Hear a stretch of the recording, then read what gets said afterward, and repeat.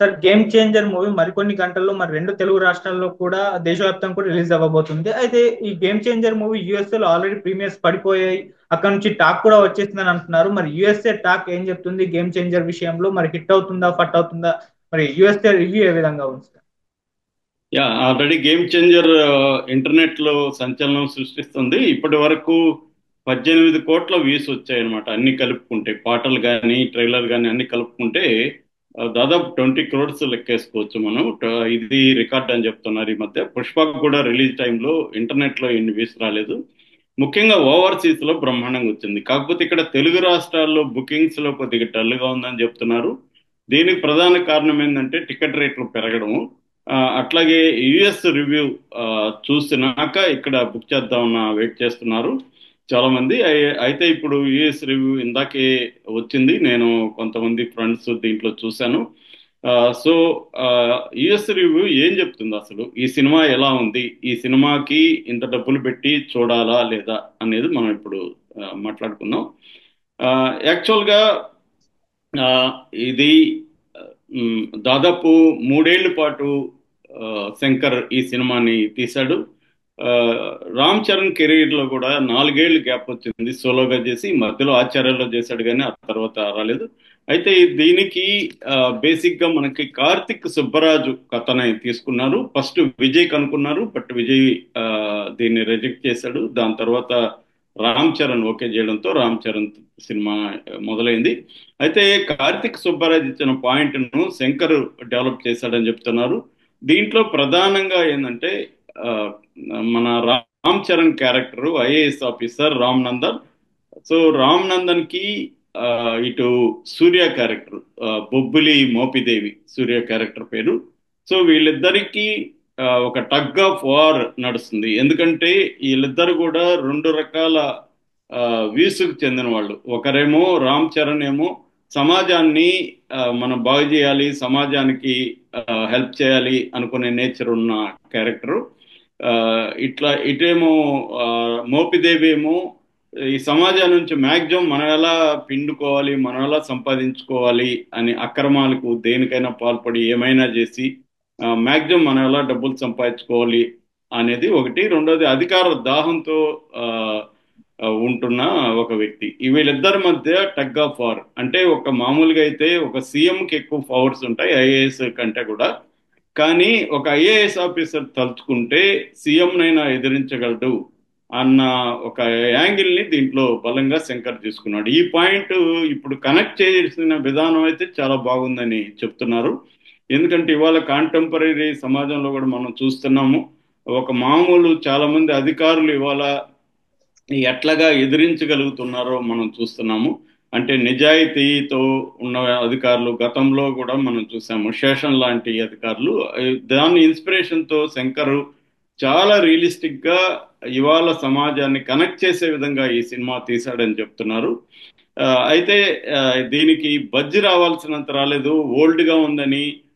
తర్వాత శంకర్ పాత చింతకాయ పచ్చడి లాగా చేశాడని, తర్వాత తన సినిమాల్ని తనే కాపీ కొట్టాడని, ఒకే ఒక్కడు కావచ్చు అలాంటి సినిమాల్ని కాపీ కొట్టాడని. అదే కాకుండా ఈ మధ్య కాలంలో వచ్చిన కొన్ని సినిమాలంతా కూడా గుర్తొస్తున్నాయని ఇటువంటి రివ్యూలు వచ్చాయి. బట్ ఇప్పుడు వస్తున్న రివ్యూలు చూస్తే వేరేగా ఉన్నాయి. ఇప్పుడు వస్తున్న రివ్యూలు ఏం చెప్తున్నాయంటే ఫస్ట్ హాఫ్ అంతా వీళ్ళ ట్రైనింగ్, ఆ కియారా అద్వానికి తనకు వచ్చే లవ్ ట్రాక్ ఇవన్నీ సరదాగా గడిచిపోతుంది. రామ్ చరణ్ ఒక బబ్లీగా క్యారెక్టర్ చేశాడు దీంట్లో. ఆ తర్వాత ఆ, ఫస్ట్ హాఫ్ ఇంకొక 20 నిమిషాలు ఉండదన్న వరకు కూడా ఇలాగ వెళ్ళిపోతుంటది. సరదాగా కామెడీ, సరదా ట్రాక్స్ ఇవన్నీ కూడా. దాని తర్వాత ఇంక 20 నిమిషాలు ఇంటర్వెల్ ఉందనంగా స్టార్ట్ అవుతుంది విశ్వరూపం. సో రామ్ చరణ్ విశ్వరూపం మనం ఇంటర్వెల్ ముందు చూడొచ్చు. ఆ, ఇప్పటి వరకు రామ్ చరణ్ కి ఎంత పెర్ఫార్మెన్స్ రాలేదు. త్రిపుల్ ఆర్ లో కానీ రంగస్థలంలో కానీ రామ్ చరణ్ కి మంచి పెర్ఫార్మెన్స్ పేరు వచ్చింది. కాకపోతే ఇది వేరే లెవెల్లోకి వెళ్ళింది రామ్ చరణ్ విశ్వరూపం. అందుకనే సుకుమార్ కూడా ఆ స్థాయిలో చెప్పాల్సి వచ్చింది అని రివ్యూలు చెప్తున్న వాళ్ళు కూడా ఆ, అక్కడ సినిమా చూస్తున్న వాళ్ళు యూఎస్ ఏమంటున్నారంటే దీనికి ఖచ్చితంగా నేషనల్ అవార్డు గ్యారంటీ ఇతని పెర్ఫార్మెన్స్ కి మాత్రం. అంటే మనకు ఆల్రెడీ అల్లు అర్జున్ పుష్ప 1 లో వచ్చింది. ఈసారి రామ్ చరణ్ కి కూడా తెలుగు నుంచి ఖచ్చితంగా నేషనల్ అవార్డు గ్యారంటీ అనేది చెప్తున్నారు. అంత మంచి పర్ఫార్మెన్స్ ఇచ్చాడని. తర్వాత ఫస్ట్ హాఫ్ మాత్రం అంటే పెద్ద అన్ఎక్స్పెక్టెడ్ సీన్లు కానీ లేకపోతే పెద్ద ట్విస్టులు కానీ ఆ ఇంటర్వెల్ ముందు వరకు అయితే ఏమి ఉండవు.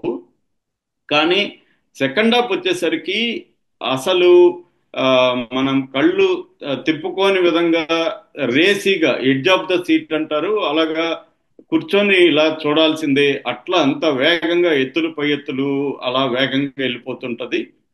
అట్లాగే ఫ్లాష్ బ్యాక్ అప్పన్న గారు రామ్ చరణ్ కూడా ఒక డిఫరెంట్ గా ఉంటది. చాలా చోట్ల ఇంద్రాలో మన చిరంజీవి గుర్తుకొస్తాడు ఆ క్యారెక్టర్ లో గెటప్ కానీ రామ్ చరణ్ బిహేవియర్ కానీ ఇంద్రాలో చిరంజీవి గుర్తుకు తెచ్చే విధంగా కూడా ఉంటది అని చెప్తున్నారు.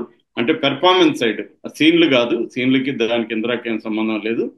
సో అది కూడా ఆ ట్రాక్ కూడా కనెక్ట్ అయ్యే విధంగా ఇవాళ సమాజాన్ని శంకర్ బలం ఏంటంటే తను తీసుకునే సామాజిక అంశాలని మనకి కనెక్ట్ చేస్తాడనమాట.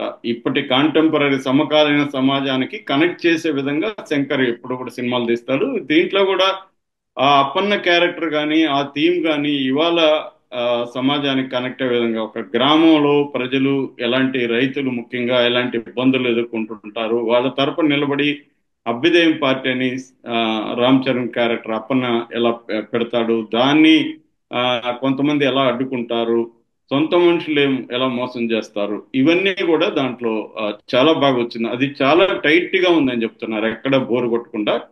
దాని తర్వాత మళ్ళీ రామ్ చరణ్ సూర్య క్యారెక్టర్లు వీళ్ళిద్దరి మధ్య టక్ ఆఫ్ వార్ కానీ ఎత్తులు పై ఎత్తులు కానీ ఇవన్నీ వండర్ఫుల్ గా వచ్చిందని చెప్తున్నారు.